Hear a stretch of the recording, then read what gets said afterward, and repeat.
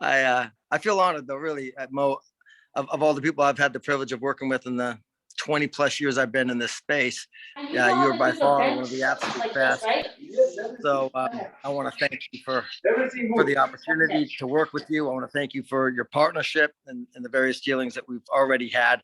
And I'm really looking forward to the future of what we're about to do. And I suspect that each and every one of the people that's on this webinar, someone that is a friend of yours, someone that you trust, someone that you respect, someone that's a leader within your influence. And so I want to extend my gratitude to each one of you that decided, if you're here, obviously you're here for a reason. And so I respect what you've done and what you've accomplished thus far.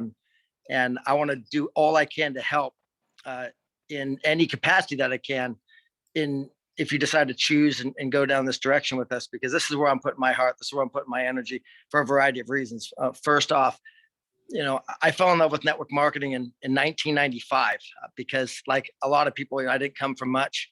I didn't graduate high school. I really screwed up as a kid. And for the first time in my life, I found mentors, right? Male mentors. And I know for young men, that's very important. I think it's important for everything. I have daughters, so I think it's important for daughters too. But I was really seeking to find people that were genuinely interested in helping me. And network marketing gave me that olive branch, if you will, because I didn't have to believe whether people wanted to help me or not. The compensation plan dictated that. So I'm like, all right, maybe they're not the greatest person in the world, but it's in their best interest to try to help me, because the way the plan worked is like, if they help other people elevate, they elevate. So even if it isn't altruistic, even if it is selfish, so what? I'll at least find someone who wants to help. And I got to say, I did find some of the most quality people I've ever met, like some amazing mentors, people that were genuinely already successful, that loved pouring out their wisdom and what they have found in their life to help them, kind of climb that ladder, so to speak. And so, that was the first reason. The second reason is, obviously, achieving financial and materialistic wealth. At some point, all of you have probably been there where you've made enough, where it's like, at some point, it means more to give back. It means more because there's only so many cars you can drive, only so many things you can do. Like, once you get to a certain level of monetary wealth, it becomes more about contribution. And I've never met the person who doesn't eventually get there, and I have met people who are very wealthy who don't get there, and they're just miserable bastards.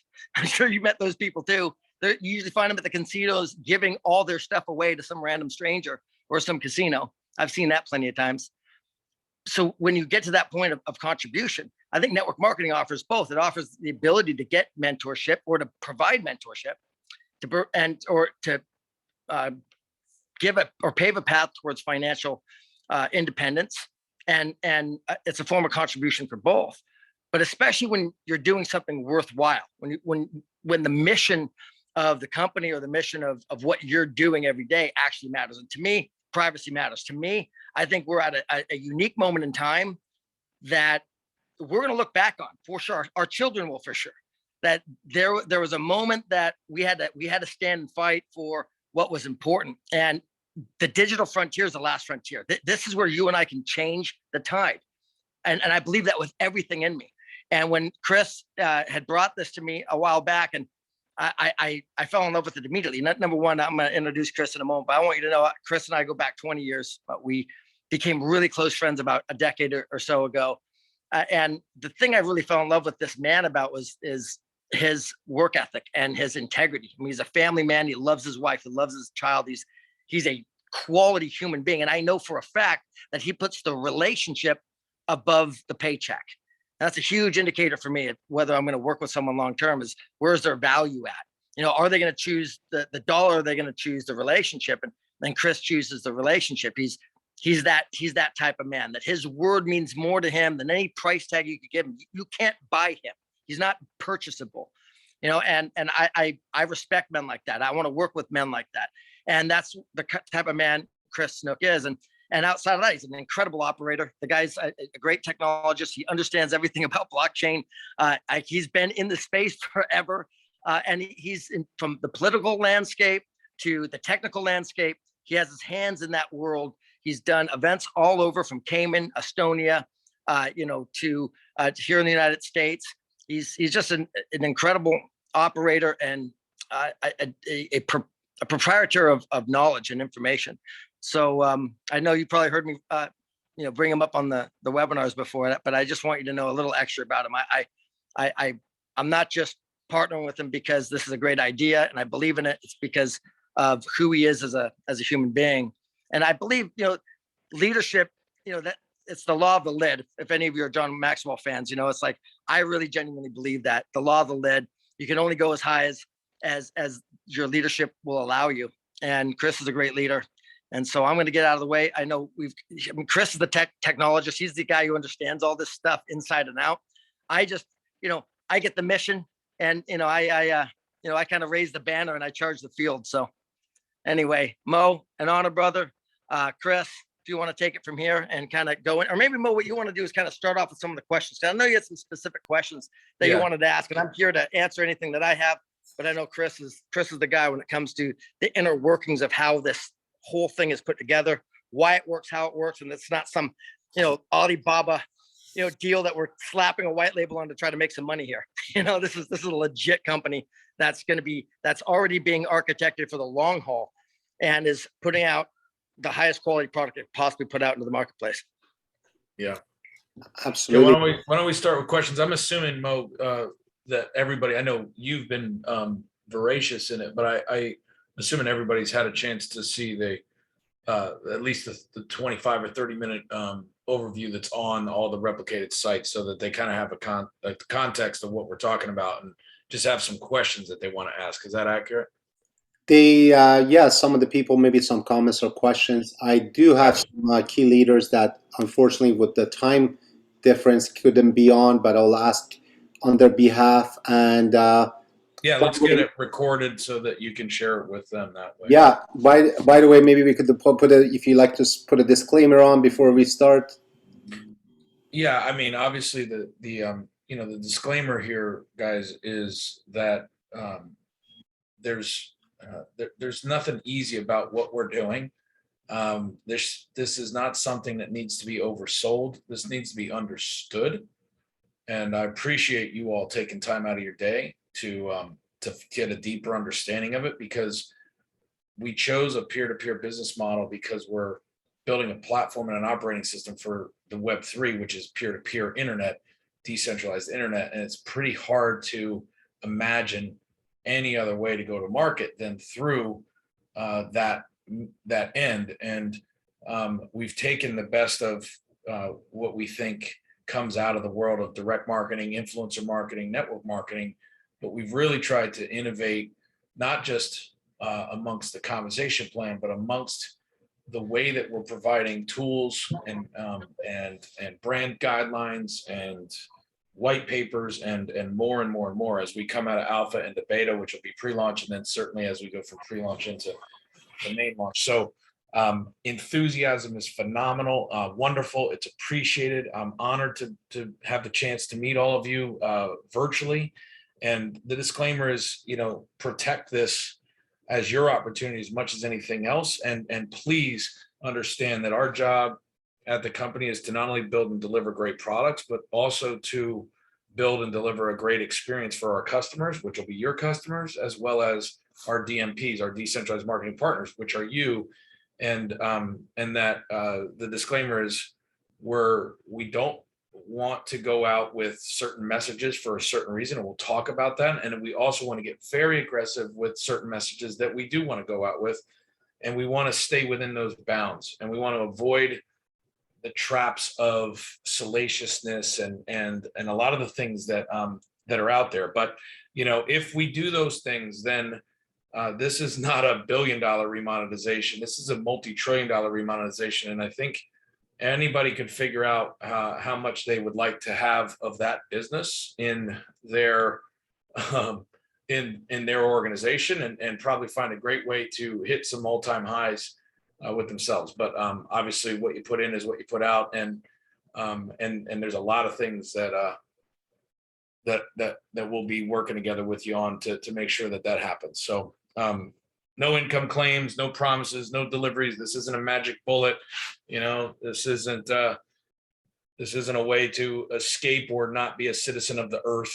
I think we covered them all there, Mo.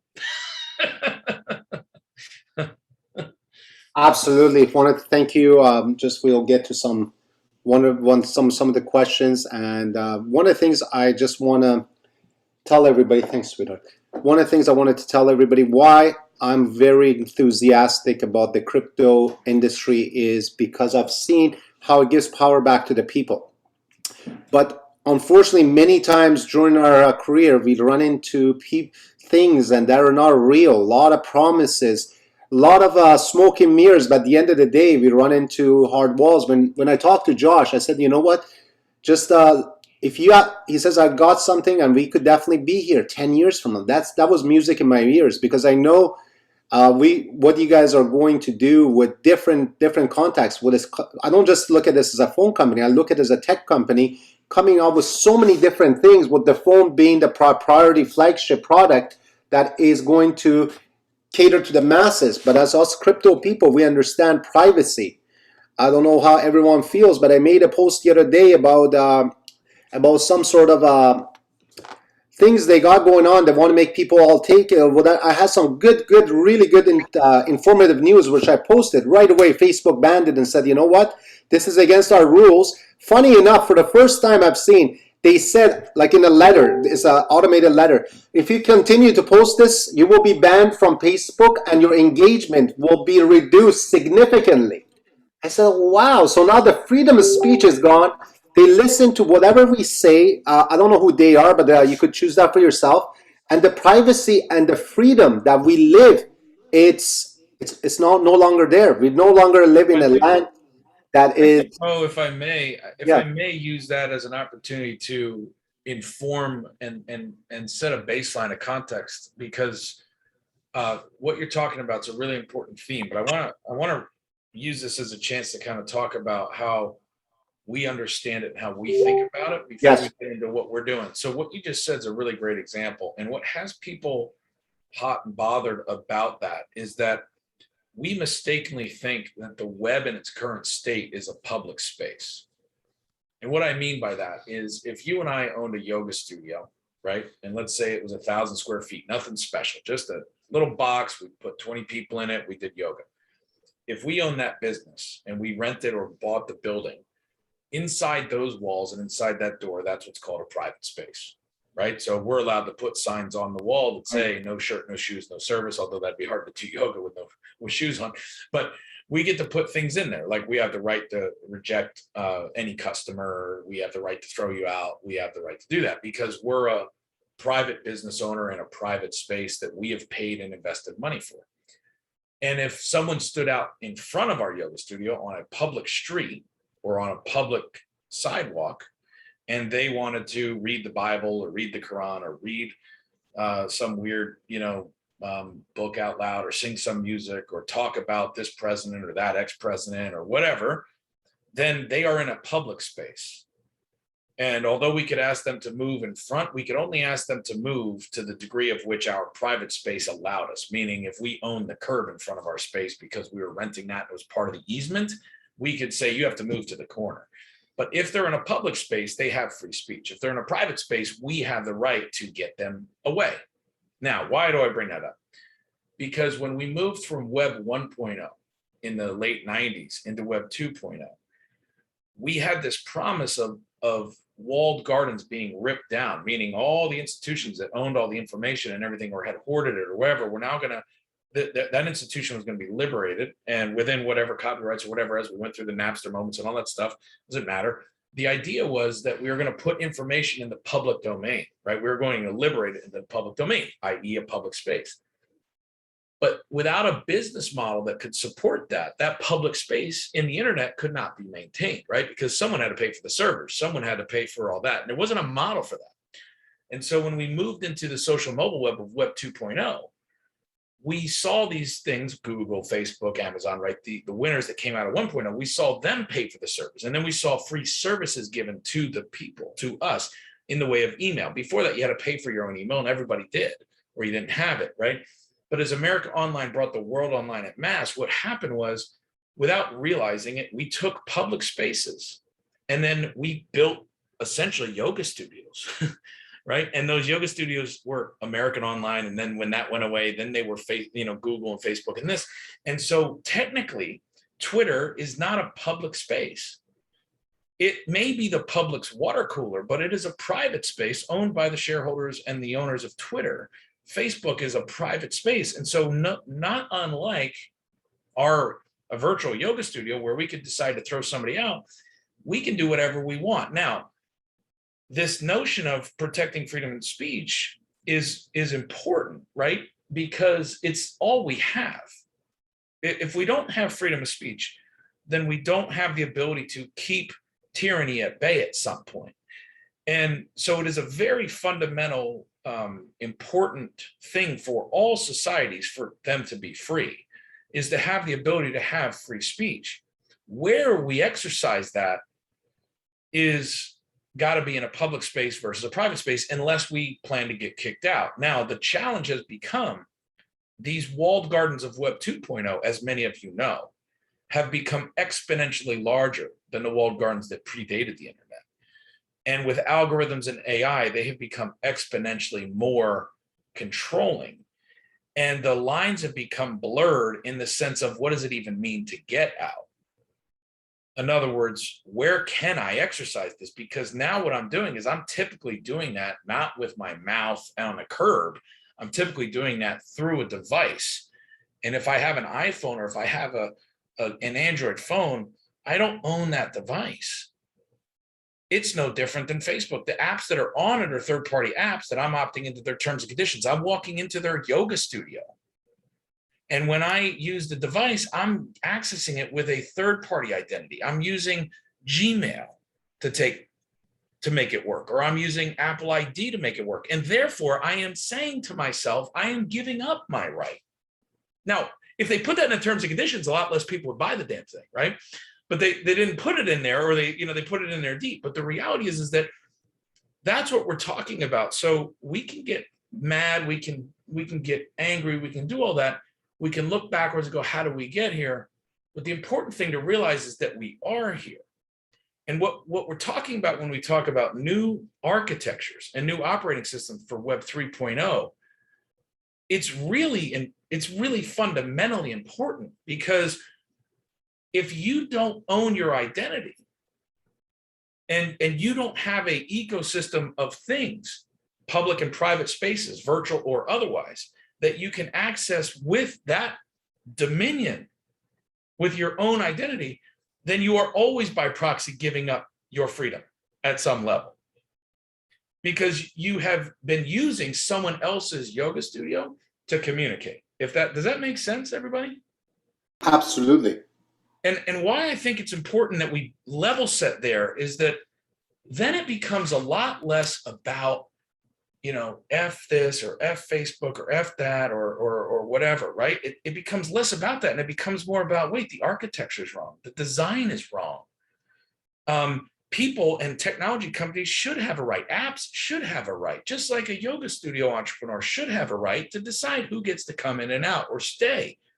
That is their right as a free entrepreneur, and we're all entrepreneurs. So there is nothing inherently wrong with an app saying this is our rules, right?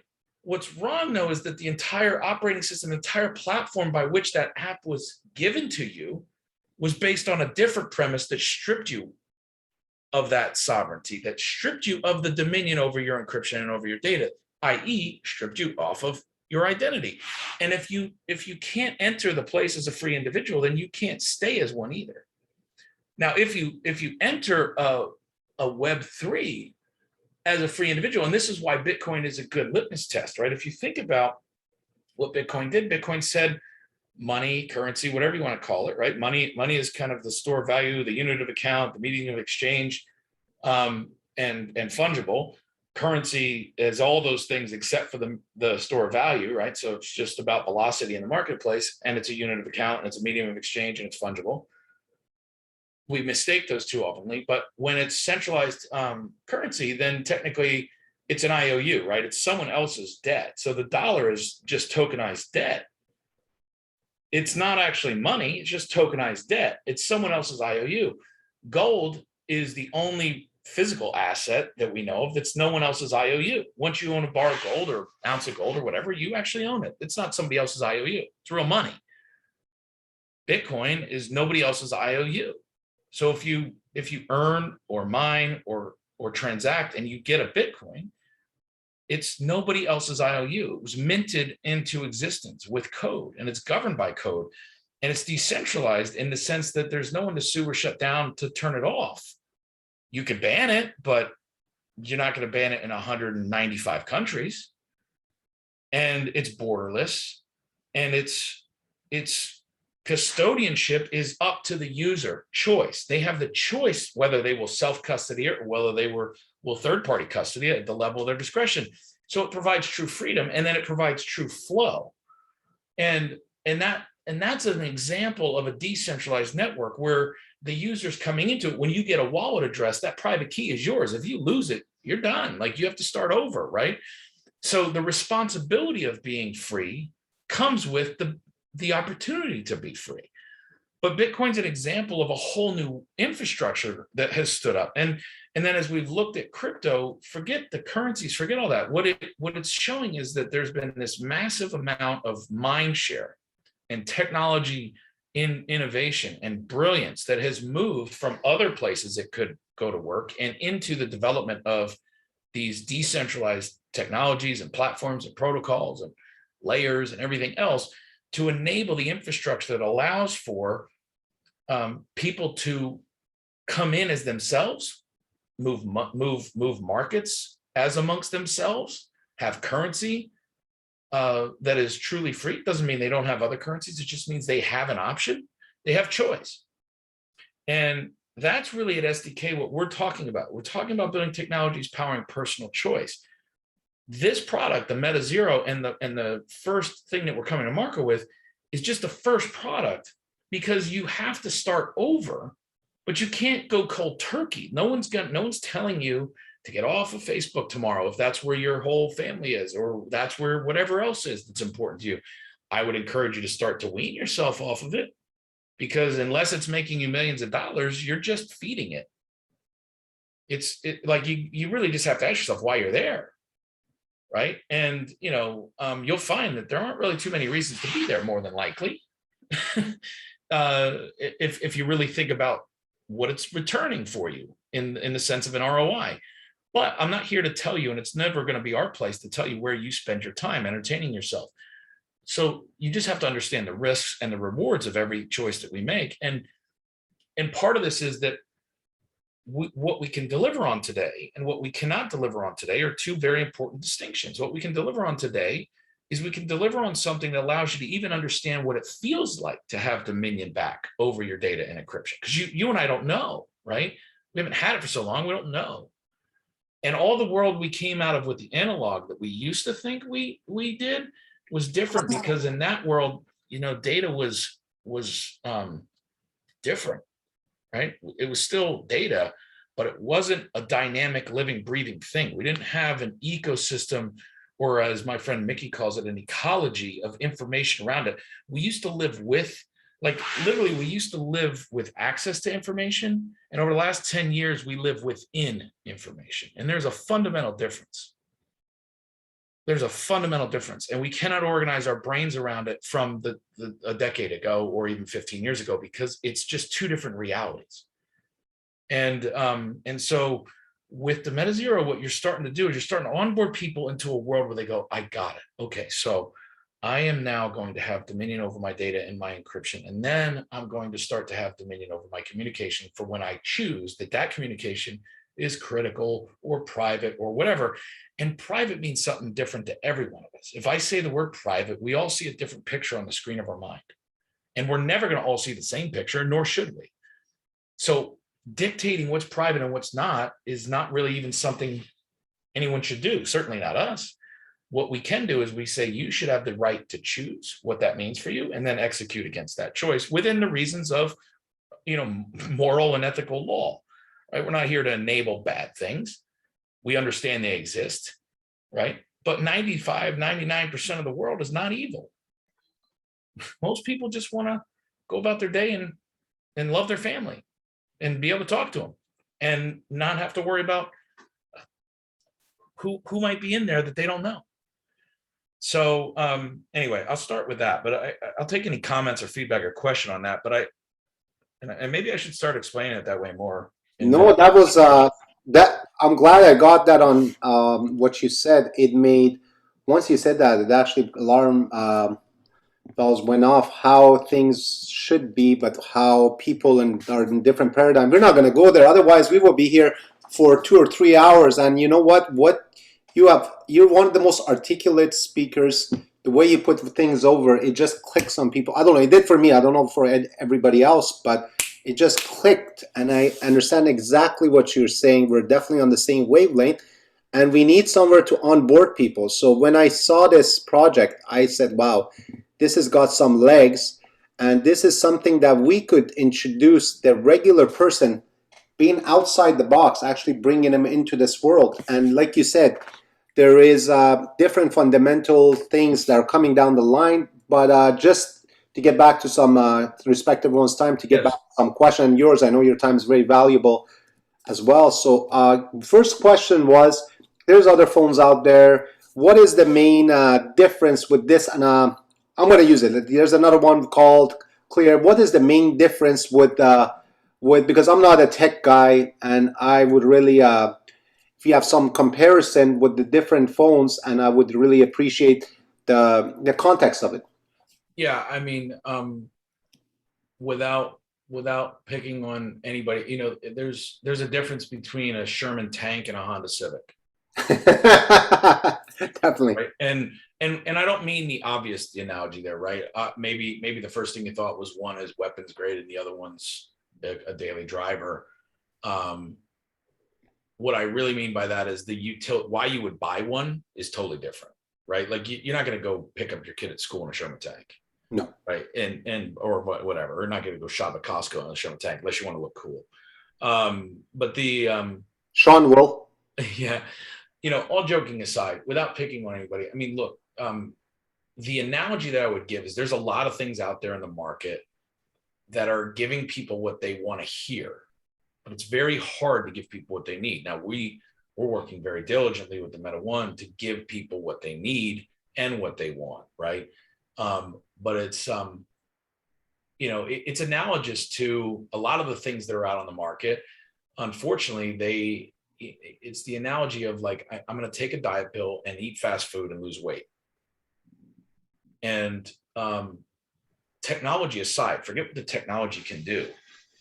It's not, if you think about what I just said, right? If you think about public spaces, private spaces in the web, it's not possible.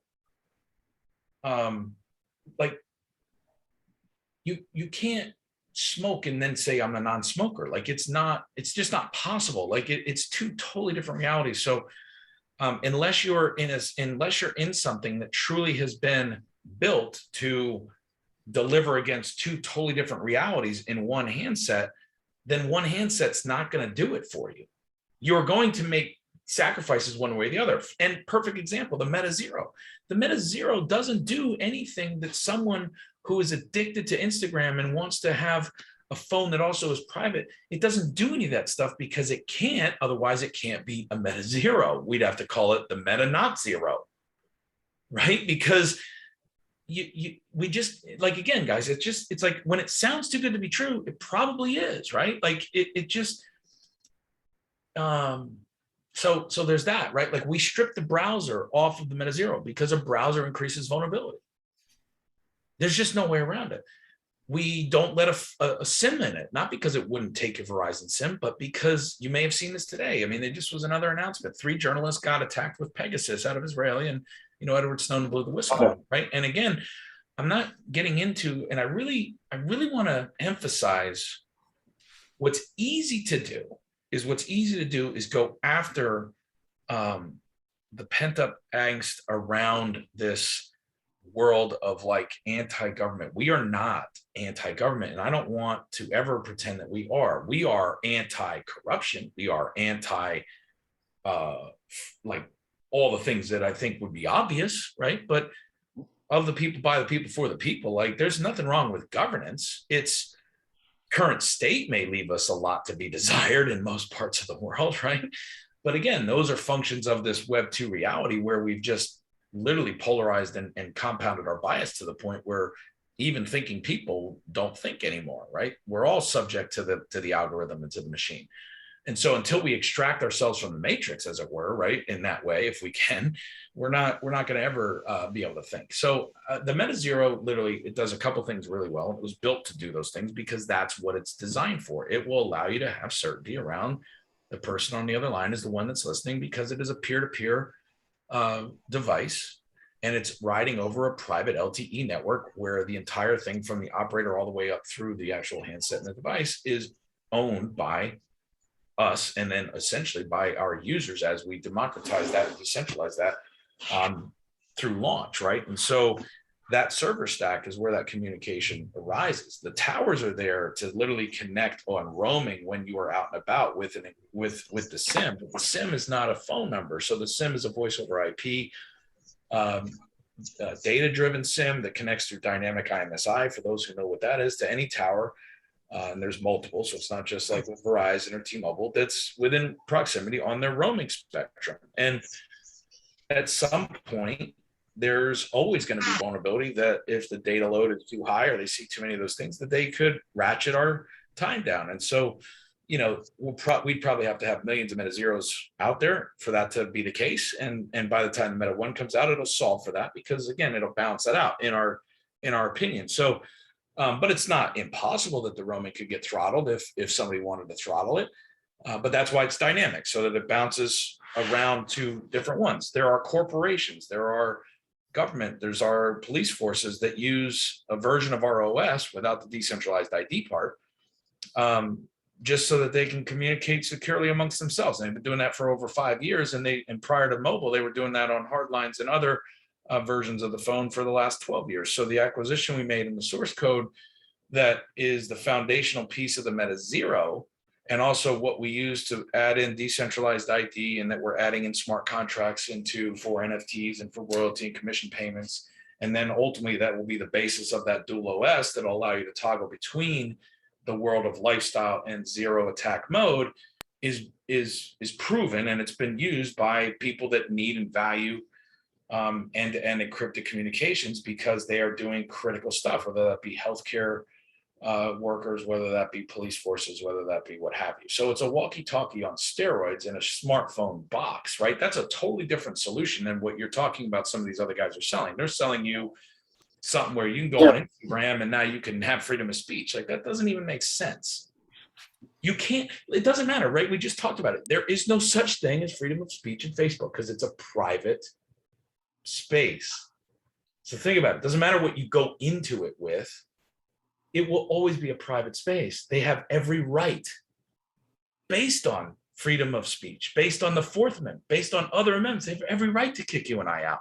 We may not like it. We may want to jump up and down about it. It certainly makes for great clickbait on the news. The reality is they're well within their rights to kick us out. We just don't like it because we've trusted them to this point. We got sold into it under a different premise, and now we're realizing that premise isn't true. And of course there's angst and upset, right? But anybody telling you that here's a device that's going to let you do that doesn't even understand the architecture of the web. Yes, that's so true. So true. So again, when we move to the Meta 1, right, what you're thinking about then is, well, then how do I have best of both worlds? Okay, most of us don't mind being in Facebook, Instagram, TikTok, whatever it is, right? Maybe we have reasons to be there. And much like we may imbibe in, wine or alcohol, or maybe some of us like a cigar once in a while, or whatever the little vice thing is, right? These things are vices. So it's kind of like, if you're going to do those things, well, then do those things, but just know they're not laced with heroin or Cambridge Analytica, right? Like, so when you're doing those things, which is human and normal and not likely to change, then have as much protection as possible. So on a scale of 0 to 10, 0 being like you're completely vulnerable and all your data is spilling out everywhere and everybody can read it and you have no privacy, no security, right? You're literally an open sieve.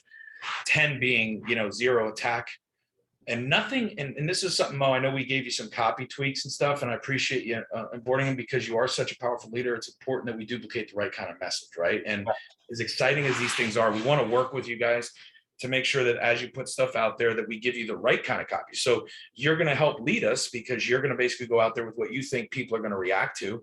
And then we're going to help guide you so that we go, okay, but that's not accurate, or this isn't right, but say it this way, and you get the same result, and then that's on brand, right? So this will be a symbiotic, hopefully, relationship with all of you that we really want to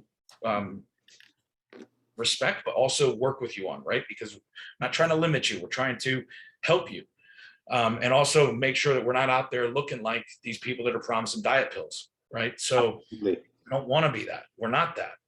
And we certainly don't want to waste the chance to be a powerful machine together, doing what other people have done, and that just doesn't make sense. It makes us all look silly. So, anyway, I think the lifestyle mode will have things like a gateway manager. It'll have things in there that allow you to kind of have maybe a 7 out of 10 when you're in those apps, where depending on what ads you want to block, depending on what kind of sites you want to block, you'll have more control. Again, you'll have choice on what your kid can or can't see, what you can see, and your choices may be different than mine. And that's what the lifestyle mode is. So we're not promising that when you're in Meta 1 and lifestyle mode that you are private and secure, because you're not. What you are is you're in control more. But if you participate with third-party apps, you are always going to be in a private space. And you are always going to be subject to their terms and conditions. Now, ultimately, what we're cultivating is a developer ecosystem that will provide more and more options, right? That may give you similar utility with a more public space architecture. But that's going to take 5 or 10 years to get to scale, because just like iOS didn't launch with 20 million apps in 2007 when the first iPhone came out, the Meta 1's not going to launch with 20 million apps in the App Store either, right? But it'll be a bridge and a community that'll be very viral, in the sense of imagine that the next iOS, which is us, in our opinion, humbly, over the next 10 to 15 years, was built with people who all have dominion over their data and their encryption and the ability to monetize that on their own terms, down to a user by user level. Because in that world, you can choose to monetize any number of things, including not just this opportunity to onboard users into it, but how you put your data out there, or when, and for what remuneration, to capture that CPM that's being flowed through the current system, but only captured by the ad publishers and the networks, right? So if somebody's willing to pay Facebook $10,000 for a lead that fits a certain clinical trial, wouldn't they pay the actual person? So yes, right? But we're years away from that being at scale, but that's also going to happen like that, right? Because much gathers more. So this is literally about a community that ultimately is going to build an app ecosystem where developers are going to thrust to it, because they know if they build a blockchain-based game, like if you saw what happened with Axie Infinity during COVID in the Philippines, that happened on Android. What if there was actually an operating system that cultivated games like that for the specific purpose of play to earn opportunities, where people who could afford NFTs could do it, but then they could stake them into the thing, and someone who can't afford it, who got one of our phones or our social giving things, was able to play that game and take care of that virtual pet and earn an income from home, right? That's the world that we're enabling. And that play to earn world is massive. And that's the real juice, right? That's way more sexy, way more meaningful to the world than just private security, except you can't have that if you don't also have dominion over your data and encryption. So it all starts with private and security, because again, it starts with choice. Is everybody following that logic? Absolutely, absolutely.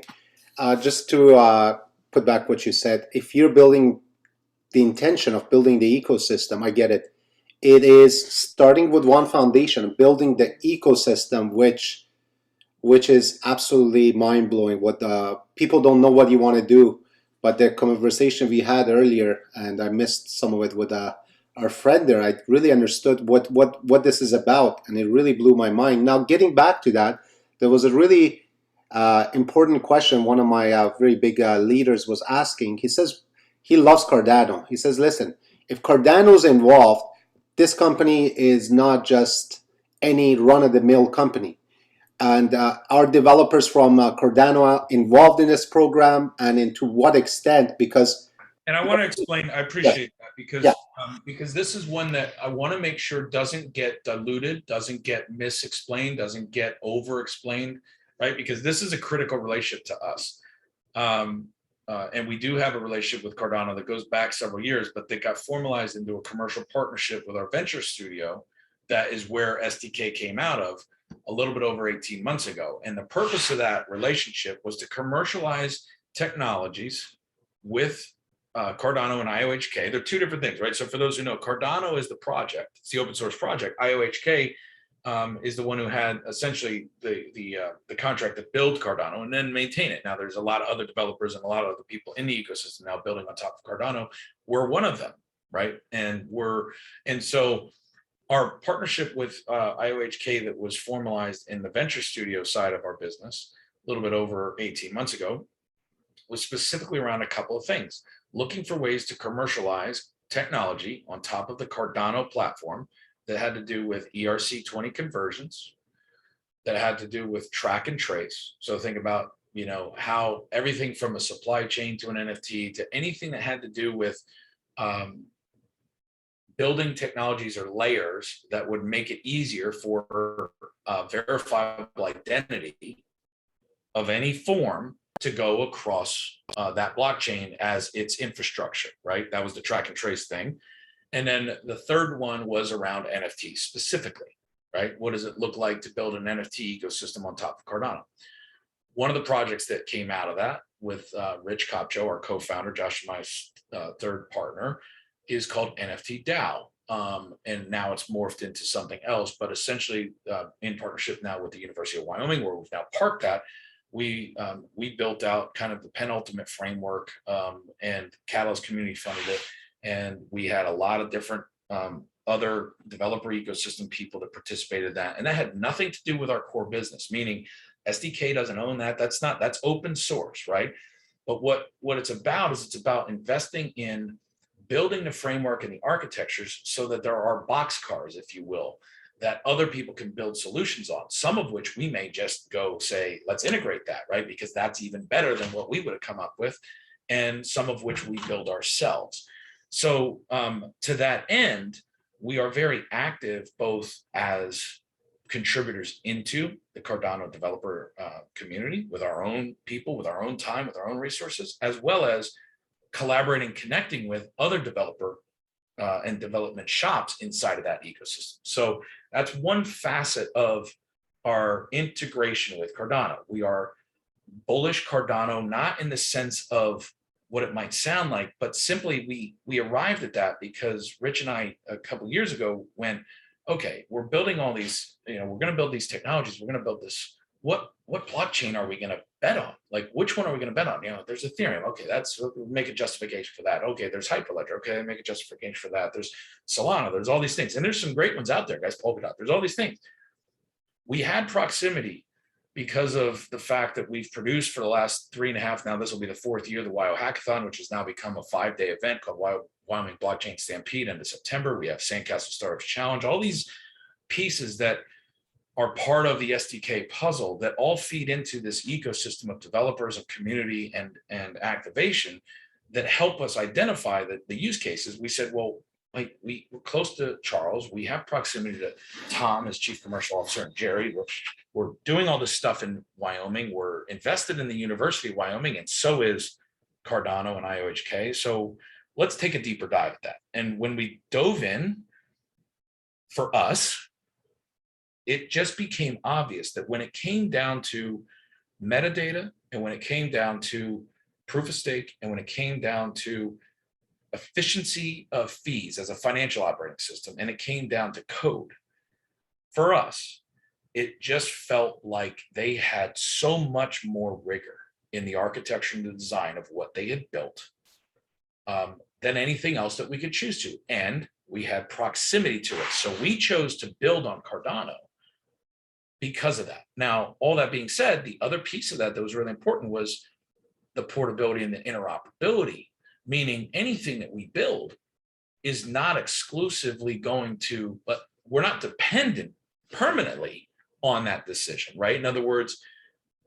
it does no good to issue someone a decentralized identity that only works in one ecosystem, because that means then you're going to have to carry around 50 seed phrases for everything you do. And no one's going to do that. Human beings will not do that. It's hard enough to carry one. Ideally, we'd find a way, we haven't figured this out yet, to get rid of the seed phrase without getting rid of it, right? Because that's just hard to scale, right?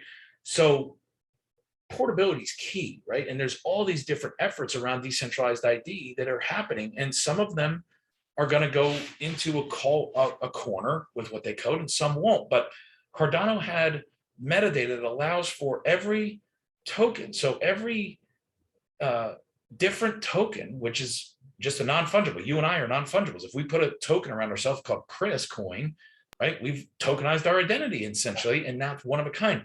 That is the only ledger. It's a multi-asset ledger as of March 1.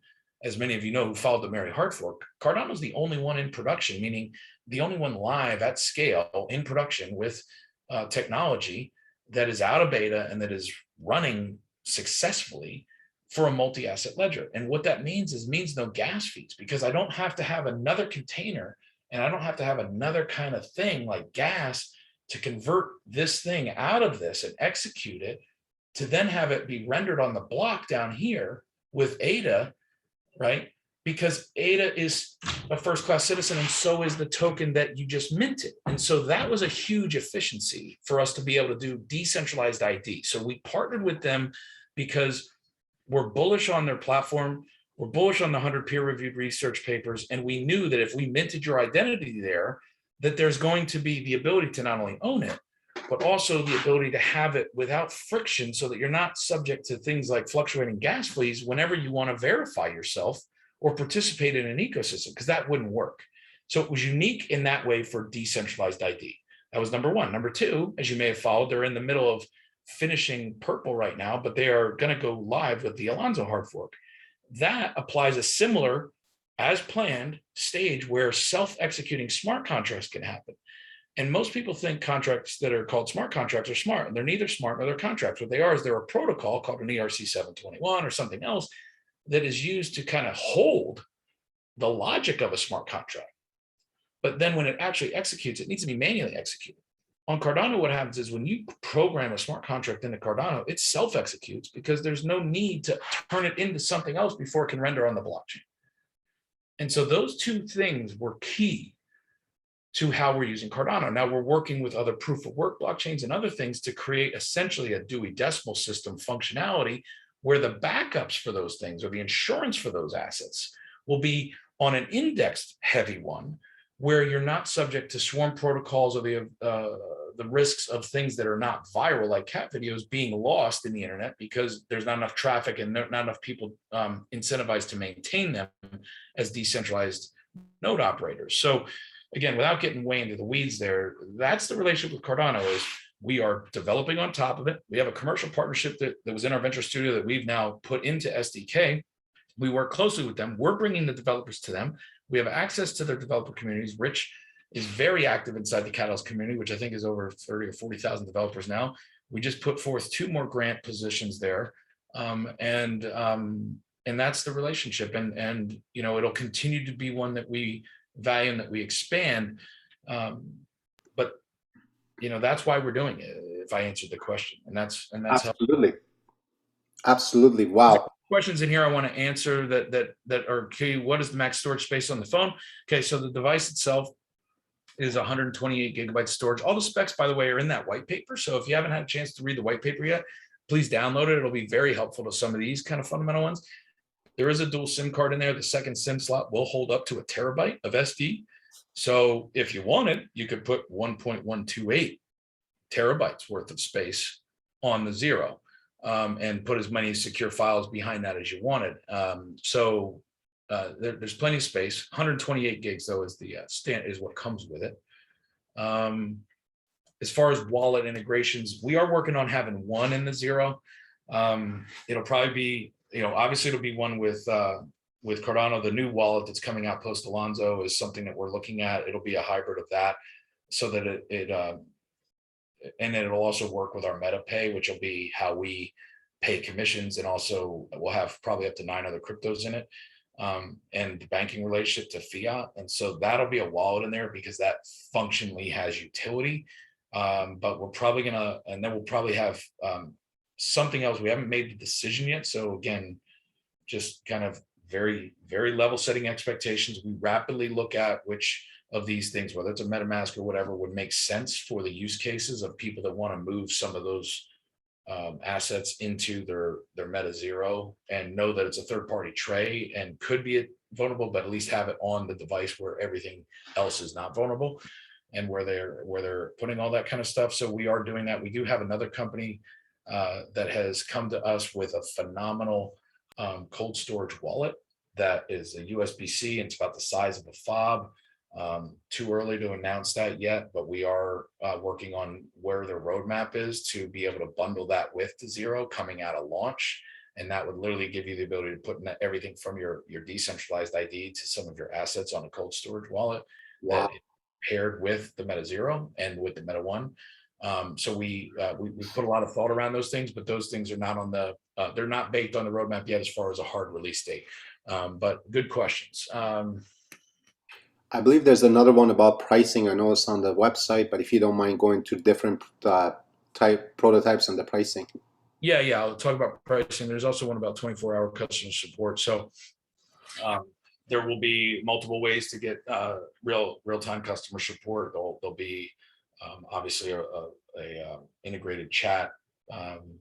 That'll be a fast way to go. There will be a phone number. Haven't figured out whether that phone number will be 24/7 or whether it'll be some version of that. We did just bring in David Hartung as our EVP of Customer and Partner Experience, and he's coming to us from $1 billion company in Plexus, where he just left as VP of Operations and Customer Support. Josh and him worked together in secret. Literally, David was the reason why, as Josh's growth started to happen and they were able to take that thing and turn it around, why they solved all the leaky boat syndrome. David Hartung is probably as good as it gets. And so over the next 2 to 3 weeks, as we onboard him coming into mid-September, we will have those people trained and those systems in place. We'll start to publish, exactly what that is. So just be patient with us. Again, that's why we're in alpha. When we get to beta, that'll all be very published and known, and that'll be available to you and your teams and your customers. So as far as technical support, that is 24/7, and that for anything technical, the tier 1 of that would be our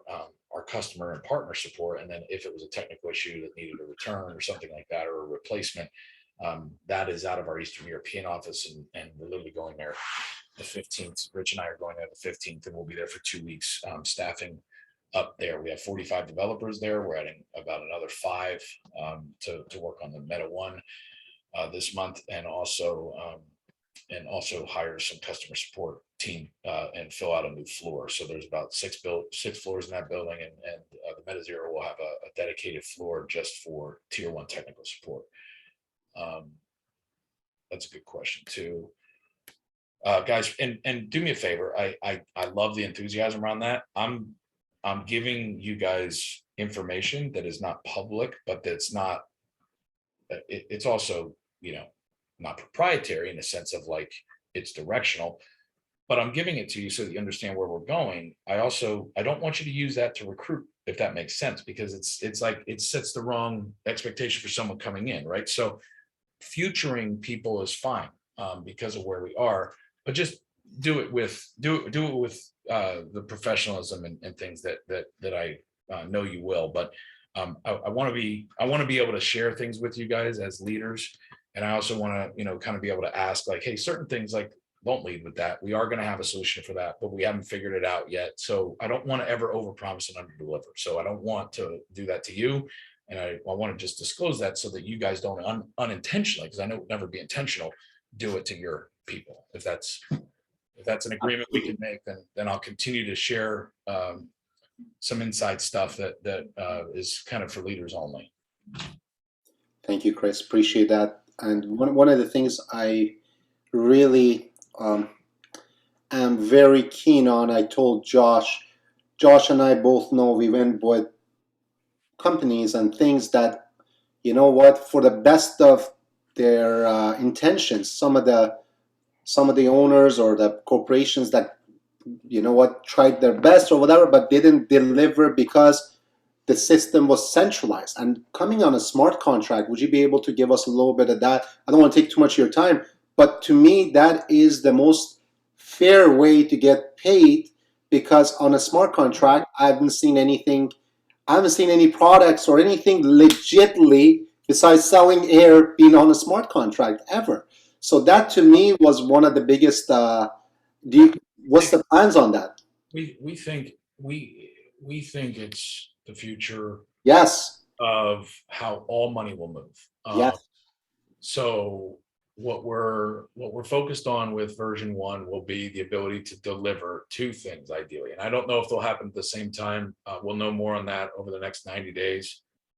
And as we know it, we will, we'll disclose and communicate that and those timelines and that roadmap for obvious reasons. But what we believe is that um, there's a massive amount of market opportunity in the first world, but there's even more market opportunity that could be unlocked, especially in peer-to-peer, yes, third and second world, right? And when you think about that, dollar swaps and things that happen in the macro finance world that none of us need to really fully go down that rabbit hole in right now, they don't function well enough to do that. And from a company standpoint, it's super expensive, right? Like even just to do what we're trying to do with Europe and launch, we have to go a bunch of mids and a bunch of merchant accounts and a bunch of things like that in Europe. And then we have to have all these different things, right? And they have to have 5 different entities to do each different thing. And, and there's cost associated with every single aspect of that. And then there's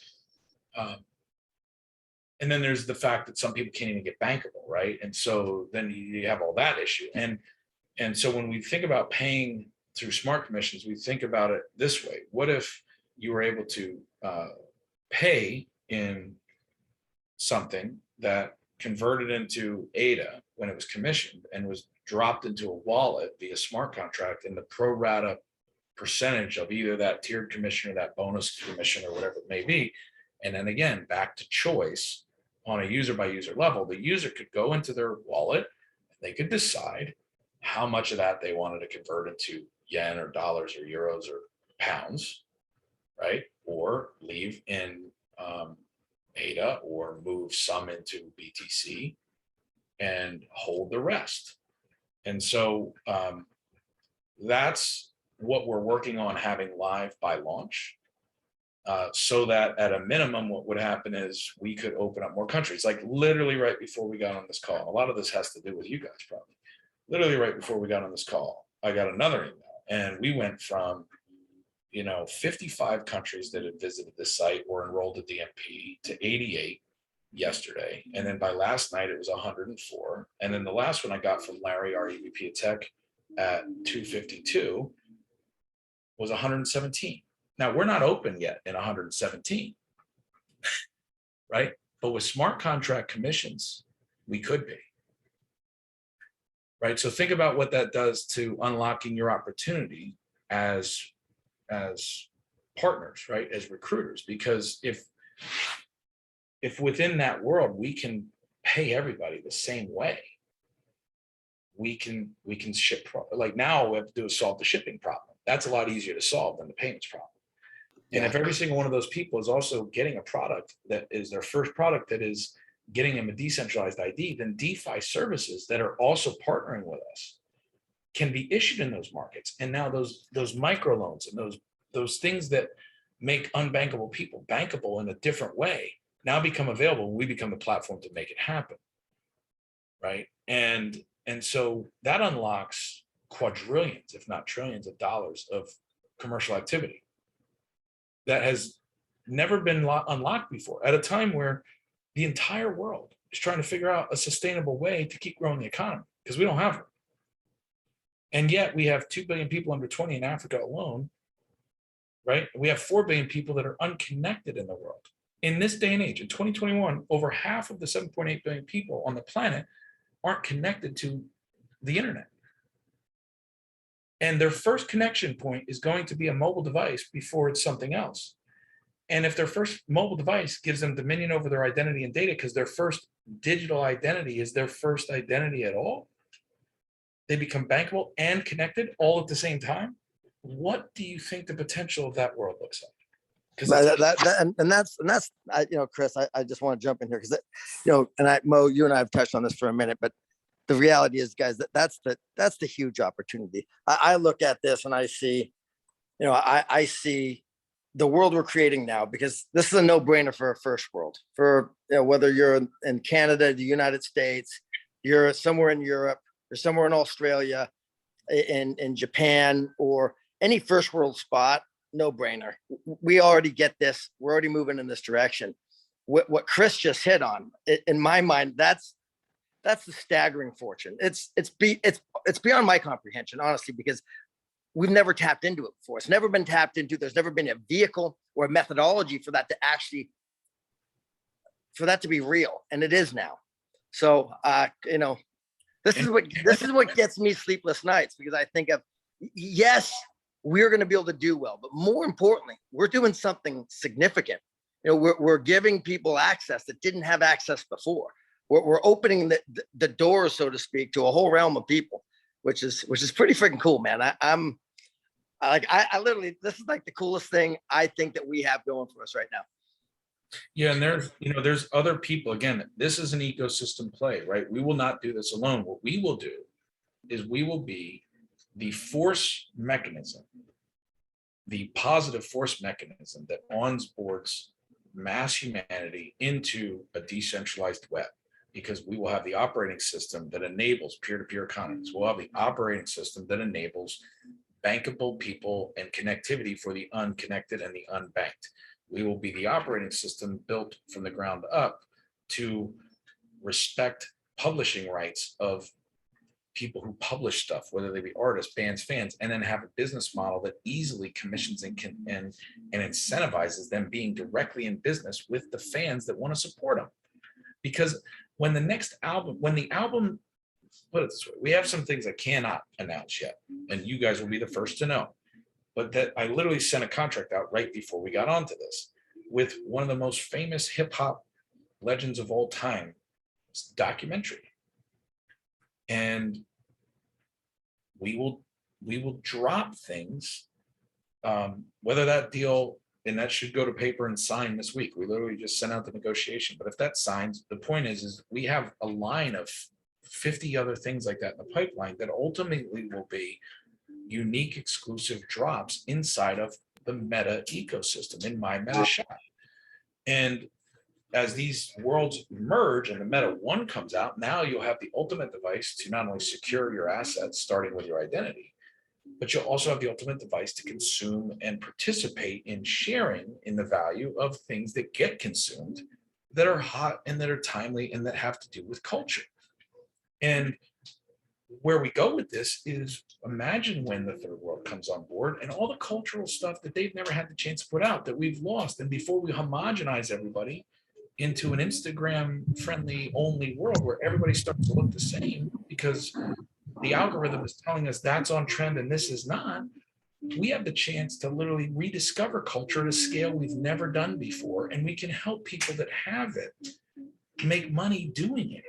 We can take humanity and unleash creativity at scale, which is the only thing that humans can do, computers can't yet. And it's the most important and rewarding work. So again, if that sounds esoteric, if it sounds whatever, it's, to me, it's math and it's meaningful.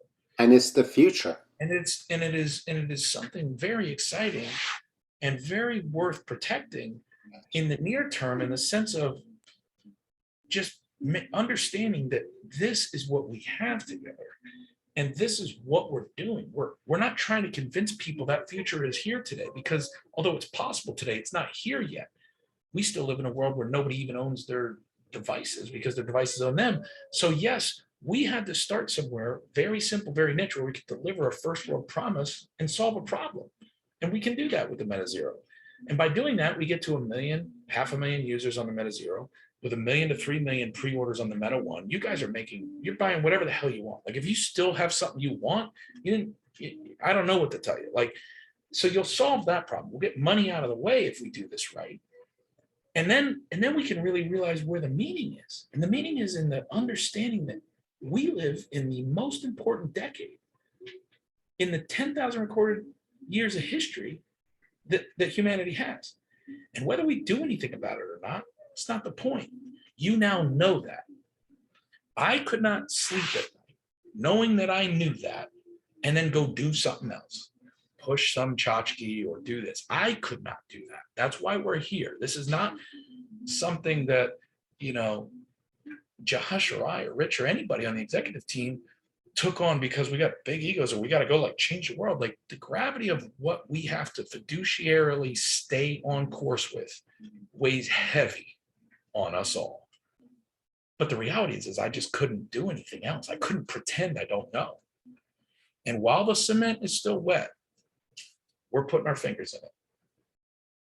And collectively, we get to put our fingers in it. And I hope that at some point we can look back and we can go, wow, that made a difference. What I do know is it'll make some difference. I don't know if it's going to make all the difference, but it'll make some difference. And that to me is what gets us out of bed every morning. And if that's what's going to get you out of bed every morning, then we're going to have a lot of fun. And you're going to check the box on every goal or ambition you ever achieved. And then you're going to realize we just got started. I'm speechless. That's music to my ears, Chris. It's not just looking at the financial part, which we as leaders will do good at doing anything. Like you said, there's so many opportunities. You can make money doing whatever you want. However, for me personally, something that is meaningful and something that's absolutely changing the world, you know, coming back to what you said, I just want to put this out quickly so people can comprehend, because you and I, Josh, we understand the future of crypto, not just coins that go up in value, but understand the ecosystem of what it's really doing. Can you believe what it took before for an album to hit platinum? Now we're working, I'm advising on one of the newest NFTs plays that's going to be very big with, this is just confidential, some of the biggest names with Block 1 is coming on as advisors as well. However, I'm not going to talk about that. What we understood is we realized with the company we're partnering with, there is what is it called? There is a well-known rapper, like you said. He's bringing an NFT play for only $1, and he's gonna go platinum within the first, I think it's record time, history record time. I don't know what the time was. I don't want to say something that's not. Only selling at $1 in NFT or something crazy. I don't know the whole details, but I missed the last end of that advisory call. But I realized that's the future with the NFTs. When you drop something and you go platinum, you know what I mean? With record time. You're getting it, right? So that's one thing, to go platinum. If you go platinum with your fans, yes, you go deca platinum. Yes, because your fans are monetizing alongside you. Yes, right. And you know, Mr. Wendell and Ron Baptiste, who are on our executive team and founders in the cultural side of the business that basically build all the product that will be dropped into my meta shop that is related to those kind of things. There's 29 Grammys underneath Wendell and counting. Wow. The cheat code is the word that they use in the music business, right? Or in the film business. The cheat code is when I have an audience and I know if I go do something, I'm going to immediately absorb 1 million or 500,000 sales, right? So I'm going to do whatever I do, but I know if I go here, I'm going to get X, right? That's called a cheat code. What Meta becomes as a network, as a community, is the ultimate cheat code. Because not only am I getting, so when we have 500,000 users, when we have 1 million users, we're not even breaking any records. There's 86 million Verizon subscribers right now that don't own their freaking device in the US alone.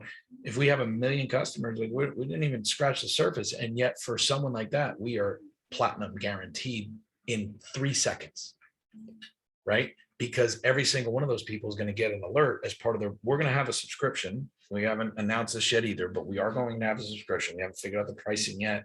We figured that out. It's going to be designed to be very affordable, but think about it as like a Prime membership. There'll be a thing called meta assets, and meta assets will come with specific exclusive drops that you get just by being a subscriber that no one else gets. And then there'll be things that you can premium up to that are early access to auctions and things like that. So as we build out that NFT drops as a subscriber, you'll get things that other people have to pay for, right? For free, or well, you know what I mean, in your subscription. You'll get exclusive opportunities as membership has its privileges kind of thing, right? But then you'll also get early access to any auctions, and you'll be able to participate in those things before others. And you'll earn commissions on every single person that buys something that you referred.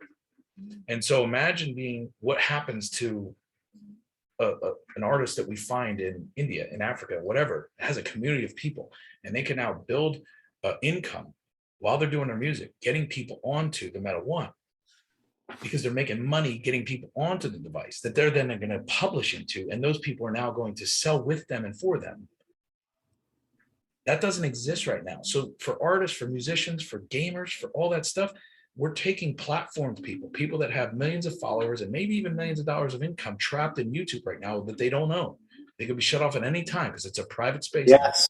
They don't own the subscriber, they don't own the relationship, and they're in an ad model, and they can make money in that ad model. So we're not telling them to turn that off. What we're saying is build an income over here, building relationship with the top 10, 20% of those people, put them in business with you, and then do your drops and your merch and stuff through Meta.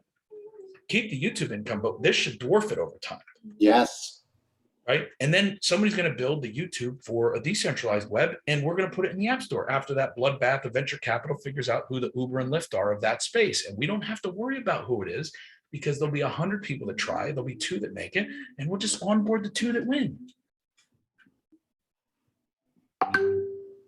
That's the ecosystem.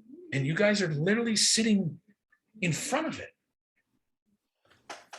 If I could just add in one thing that you said that was so profound, because I know people are, this is just beyond imagination. So when people ask, what is the comparison to phone or to product? Let me ask you, I wouldn't even answer the I question. won't even answer that. Like, after what you heard, if you still have questions. What I would politely say, I would say, there's a fundamental difference in an ecosystem play and what we're doing and a phone play. And anybody who's trying to help people have a phone that works but more for them than others should go have a try at that, and we wish them well. But that's like comparing, Pop Warner to Tom Brady and the Buccaneers. I do see this as a totally futuristic way, because why are we paying for cable? Why are we paying for our phones? Imagine on top of that, we haven't touched on the phone actually pays you with mining. So imagine after a year, we're not making any promises. I'm glad you brought that up. So I want to clarify this too. Okay. I want to clarify this too. From a why and how do we think about the devices? I don't know whether it's going to be 5 years or 10 years. It'll probably be at least 5 years that we will still have phones. There will be some point in the next 10 to 15 years where we won't have them at all. Right now, that may seem weirdly far out, but just understand, like, if you think about 10 years ago and how much how much has changed, now 10 years from now, how much more could change, especially when you consider it's doubling every year from the year prior, right? So just try this on for a minute. The medium right now, the platform right now is still a phone, but voice will get better. Voice speech recognition will get better. There's already facial recognition everywhere on the planet. There's nowhere you and I can go. There's no airport we can go into where our face isn't completely mapped and our gait isn't completely mapped. Now that's a whole other issue, but the reality is that in a world where people have dominion over their data at some level, there's going to be a contact lens. There's going to be something that we just do. It's going to replace the interface, and it'll be better, and it'll be friggin' like 28K or something we can't even imagine right now, right?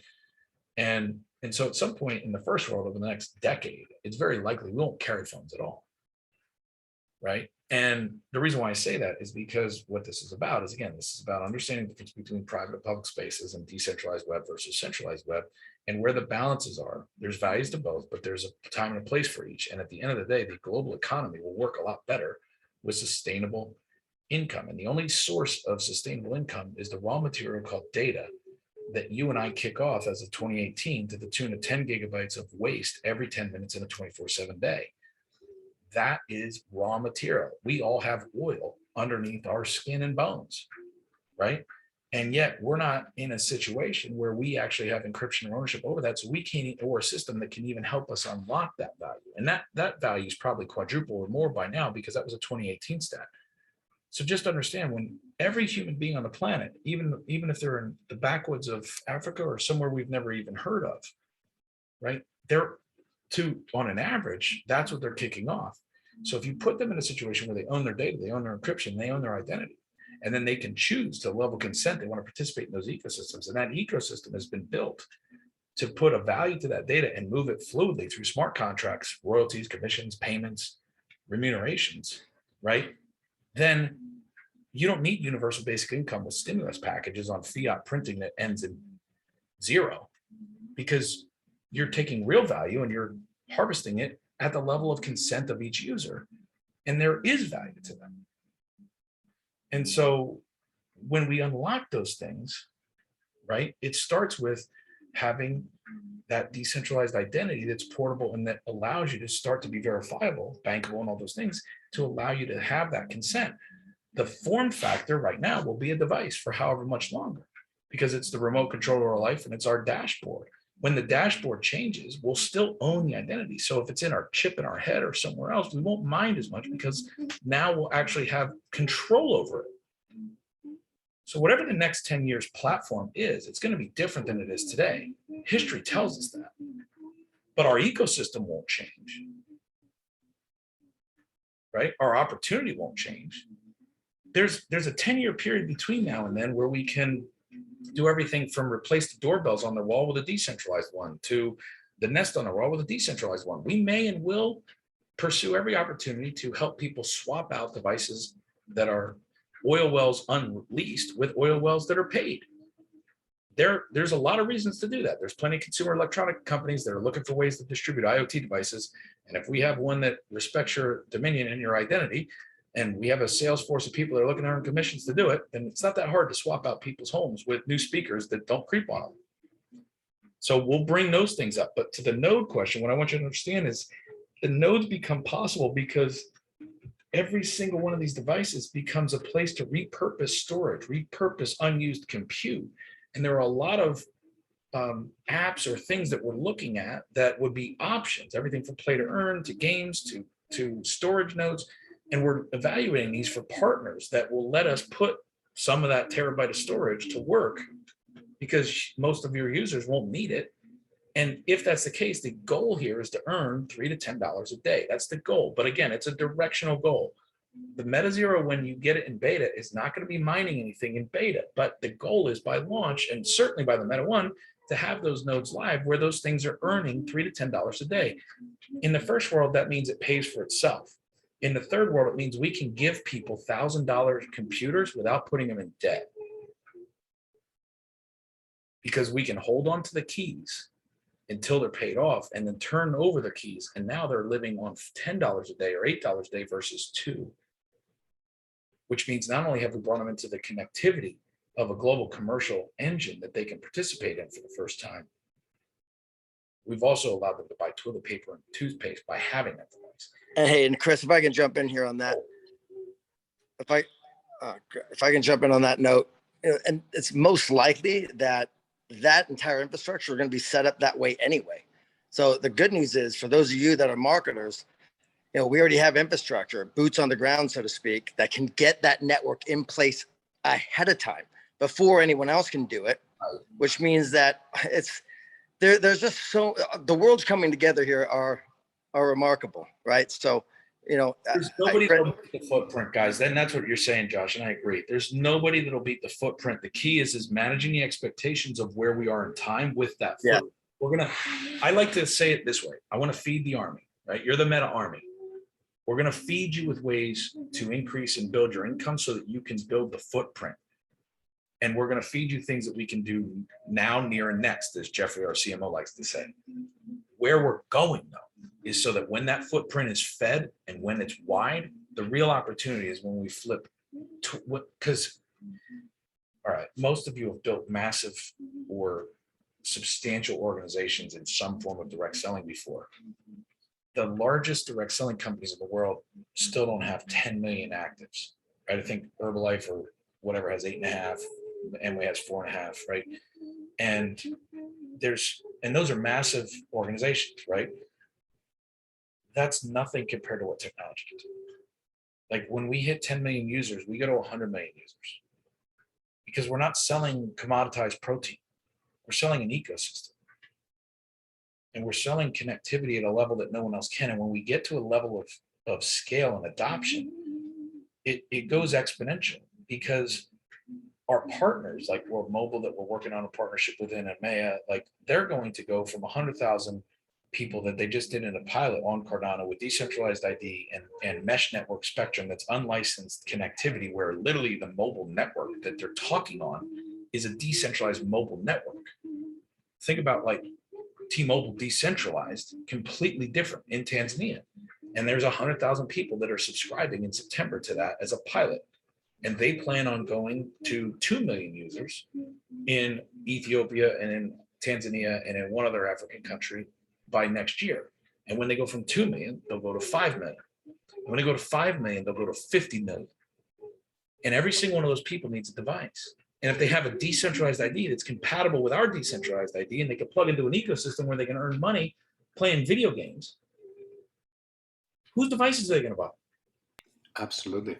And when they realize that they can refer people that same device and earn money on the device too, whose device are they going to sell? And when we're talking about the level of scale, we're talking about just in Africa alone, which if you look at direct sales stats, it's a $182 billion a year industry. Africa's not even on it. It's never been lit up because there's no way to bank them. But we can bank them. Cardano's there, Mobile's there, and we're there. That's Cardano's mission, right? The bank. I think that's the name. Yes. And 2 billion people under 20 live there. Guys, like this is, like I said, this is the footprint play, and we will be the best at educating, informing, empowering, and building that footprint. And we'll have things in the first world to sell in the near term, so that you guys can build and get your checks and go and paint the picture and the celebrity ops and all that stuff. That is wonderful. The real value is 3 to 5 years out when we flip the switch and 50 million people on board, and that volume is underneath you. I just want to ask to see if Josh is still on. What you said was absolutely key, because people think, absolutely, I'm still here. I want to eat today. I want to eat today. I see this as a 3 to 5 year. We don't have to do anything else. You build this now. Josh said it best. Josh, brother, if you don't mind, just quickly telling people about some of the bonuses and how people are going to be taken care of if they choose to run with us, because I'm going to send this to some of the leaders that missed it as well, because you said it best. Once you said that to me, I said I'm all in. I'm all in, and I want to build this for the next 10 years with you. If you don't mind sharing that, that gave me goosebumps. Yeah, for sure. No, I appreciate that. Look, you know, I've been a builder in the field my whole career in this space since I got started in '95. I didn't really actually start doing well until 2001, and you know, since then I've fallen in love with building, and I've helped a lot of people do very well. And you know, in that time, I always thought about what if I were to start something, if I were to be a part of it, what would I want to be able to provide the best of the best.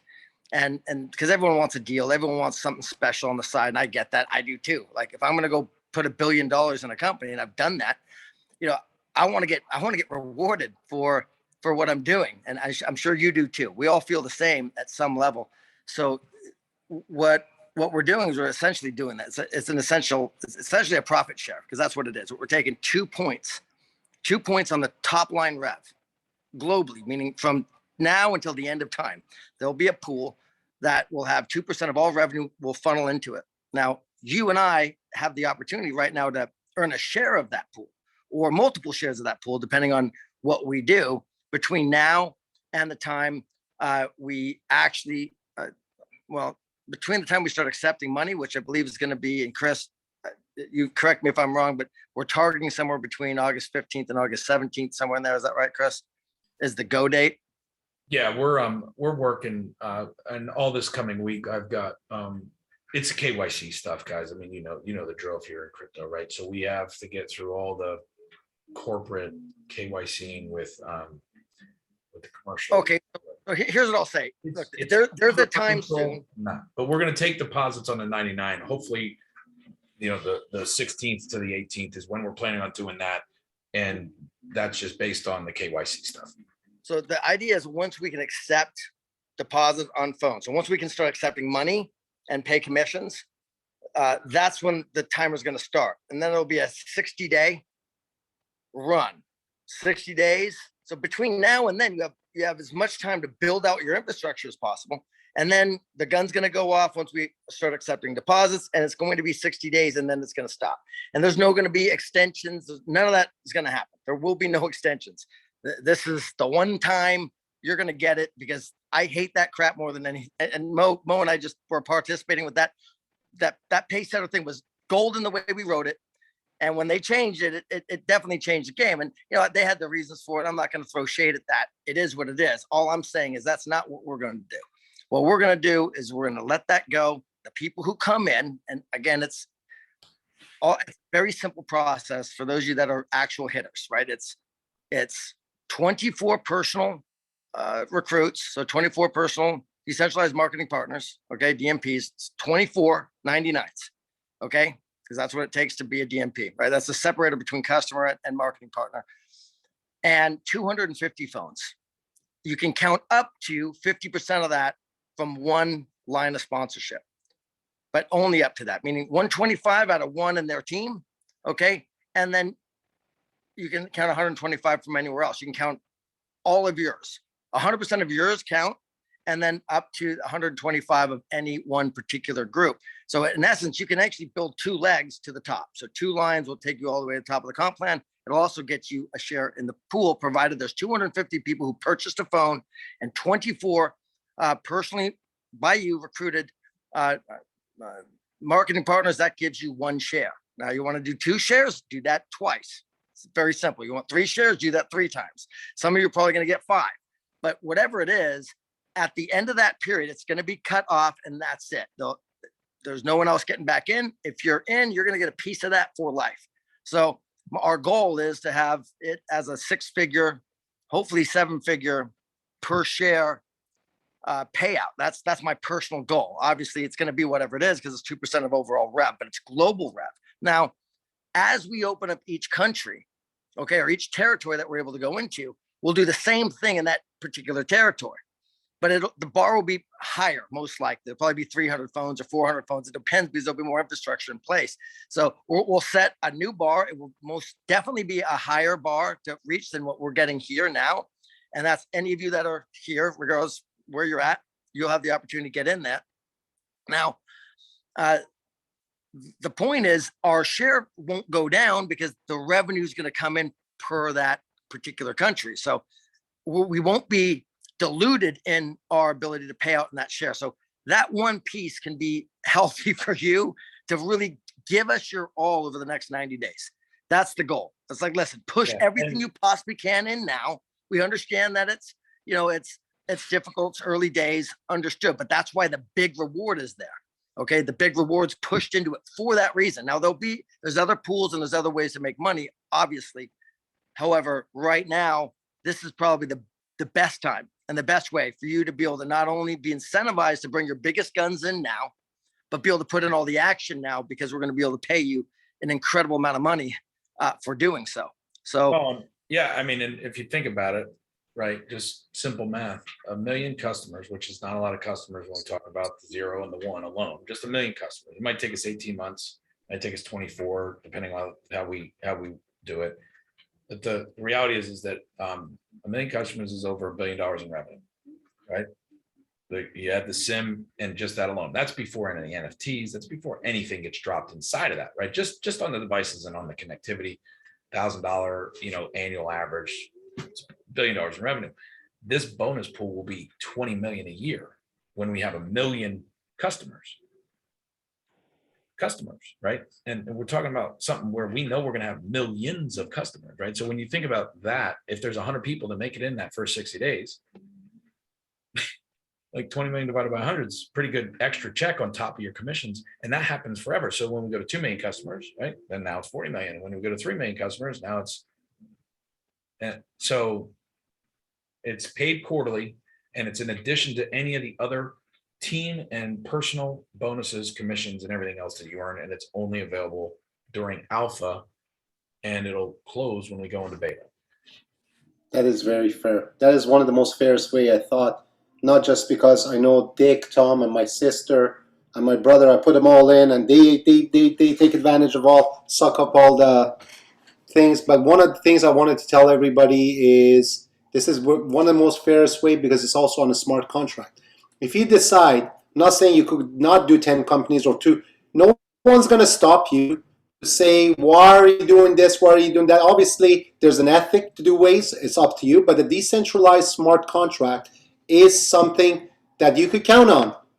You will not be able to take advantage of, which I'm not saying it's going to happen here or anywhere, but that is going to, like Chris said, that is going to be the way of the future. And you guys are implementing everything I see as a futuristic business that I would love to own. And I said, man, why not just work with these guys and some of my best friends to absolutely crush something that I see the vision. It's why I'm so excited about it, is I see 5 years ahead. I see 10 years ahead. I understand what you guys are doing. I understand what this company is trying to put together. Not to go too long on this, I'm so grateful for you to put this together, and you and Josh come in and explain everything, because my paradigm has just expanded. I really get what you're trying to do. And guys, this is not just going to be a technology company. If you understand the ecosystem behind this, oh my God. I think guys, just so you understand, I mean, I know Josh and I may articulate this different, but I know we feel the same. We'll invest as much time as we can in a 24-hour day, trying to also be good dads and good parents and all that, yes. But in your understanding, right? I'm not here to convince anybody to do this. I am here to make sure you understand it, because you deserve that, and we need you to understand it. We have to protect this opportunity as much as we amplify this opportunity, right? But this is inevitable, as Josh and his brand would say, right? This is an inevitable future. Our opportunity collectively to be the reason why it happens and to have some say in how it happens is now. So there's nothing to be sold into here, but there is a lot to understand.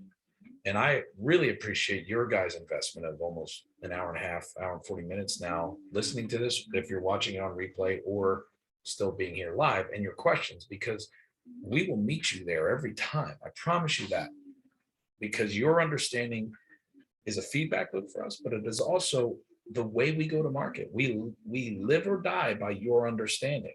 If we get it right, everything we said happens. If we get it wrong, something else less desirable happens. And we do that with you and together. So for what it's worth, we will continue to invest in your understanding if you continue to invest in trying to understand. Chris, Josh, thank you so much for your time, brother. You guys are incredible human beings, and I know Saturday night you did choose to do this for our team, and you know what, we won't let you down. And you guys, you can see already our guys are starting to work, and we haven't even put the pedal, what do you say, to the metal yet, because as the people understand what this is, it will literally sell itself. It will literally take a life of its own. And I'm here with you guys. Whatever you want to run, we will run hard, because I believe in the mission, not just making an extra zero. Josh and I talked about this in Dubai.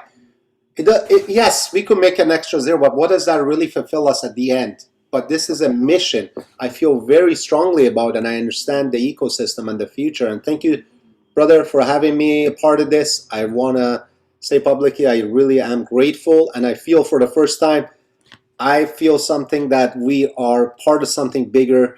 Besides God being my first and foremost thing in my life, this is something I could go second in my life hard, because I believe in it. I believe in the mission. I believe in what you guys doing, and I believe we're going to set a lot of people free.